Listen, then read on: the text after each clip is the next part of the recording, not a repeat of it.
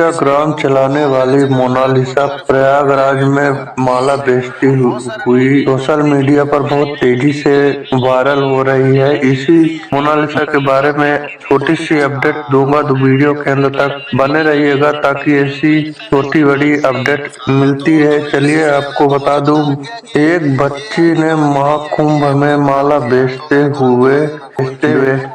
एक यूट्यूबर में वीडियो बनाकर सोशल मीडिया पर वायरल किया, जो कि वह वीडियो मीडिया पर बहुत तेजी से वायरल हुआ। वायरल होते होते बड़े बड़े चैनल पर चलने लगा।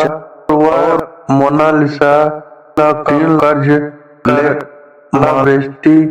वायरल होते ही उसका माला नहीं बिचा। इसके बाद वह मोनालिसा कुंभ मेला छोड़कर अपने घर गई चली, वह सोशल बहुत तेजी से वायरल। के बाद एक वीडियो सोशल मीडिया से वायरल चल रहा है। आप लोग में देख सकते हैं, वीडियो करते हुए नजर आ रही हैं।